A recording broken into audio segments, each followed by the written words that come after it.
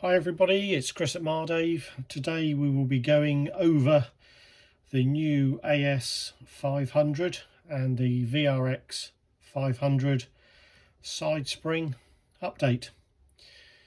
Basically, Minis started many years ago, no additive, small tyres, small tracks, low powered motors, and over the years they've been getting faster and faster and faster. So we keep getting asked by the dads. Dad seems to be okay, but little Jimmy racing around with his Mini is finding it really hard. So what we've done is we've added these little side springs for more adjustment, makes it a little bit easier to drive. We've also added the GRP base plate, because when you have a hard hit, the ball normally pops the plastic plate off the bottom. And we've also had some of the side braces that have been broken under hard impact, so we've adjusted those as well. So let me just go through a few of the bits and pieces. On the GRP car you can see there's two options. The kit comes with standard rear spring arrangement, so you've got two springs either side at the back, and you remove the two side springs.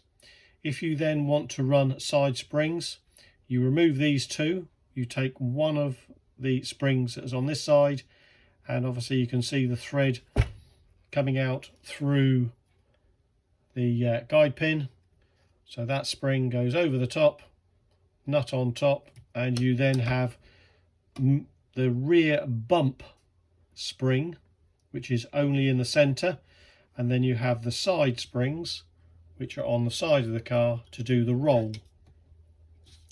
Basically this helps, it just helps with the whole control feel of the car. So a softer side spring will make the car easier to drive. A stiffer side roll spring can give more aggressive feeling in the steering. So for you competent drivers, stiffer side roll spring will help make your car a little bit harder to drive, but predominantly make it a little bit faster. Standard settings, we've gone for the silver side spring and the the black side spring with the silver rear spring on the bump. Basically the spring is used on the back to control the bump, so as your car goes over bumps, then a harder bump spring gives more initial steering. A softer bump spring, so the silver or the kit spring, the basic kit spring that comes in the kit, a softer bump spring will give a more aggressive mid-corner steering feel, but it also helps improve the car's stability over bumps. Okay, I hope that makes sense. In every AS500 kit you will get a printout that gives you all of these details on what the side springs do and the rear springs do. Gives you some basic setup tips for it. So this is GRP, like I said before. We've put all of the springs that come in the kit on here, so it gives you an idea of the two options. So two options, just to go over again. You have side springs, and then you would take these two off and put one into the center. If you were running standard configuration, which we're all used to, you would just take these two nuts off, pop the springs off, and you would have the two rear springs as you've got before. GRP base plate stiffens up the rear pod, also helps for our novices that the ball doesn't pop off the front, and we've got the stiffer stronger side braces for the battery. I've also got the my car, which is a carbon Mini. I like things to be nice and black and blingy. On this car you can see as you move the side springs compress, and you can do the adjustment on the nut on the top, and on the back you can see just inside there you've got the bump spring, which is adjusted by the nut, and you've got the two droop screws which control the droop of the rear of the car. On the carbon kit GRP base plate, we will have carbon side plates.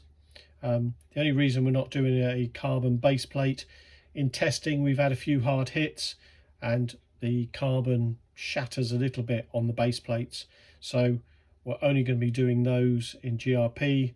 We've got a +5 for the Mini and a +10 for the hot rod kit. What I'll do is in the next video I'll do a similar thing just to show you the hot rod. Actually, I'll grab the hot rod now.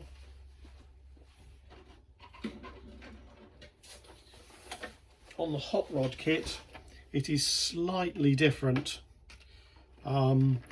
because the chassis design is a little bit different on the hot rod. We've had to do the base plate with a wing arrangement. I don't know if you're going to be able to see that on the video. On here, these lugs here are swept back just so it doesn't rub on the winged part of the chassis here. All the photographs are online. You'll be able to see what you get in the kit. You get all the fixings, base plate, side plates, all the fixings, springs, spring retainers, and then all you need to do is take off the O-ring mount at the back to put onto your new GRP base plate. If you have a plastic base plate, then you take that off, put that onto the GRP plate. The front ball we don't use, so that was discarded because the GRP base plate has a glued in insert. And that really covers both kits. If you've got any questions, you know where to find me. You can give me a call. I'm here most days, or drop me an email or a message, and I'll be happy to help.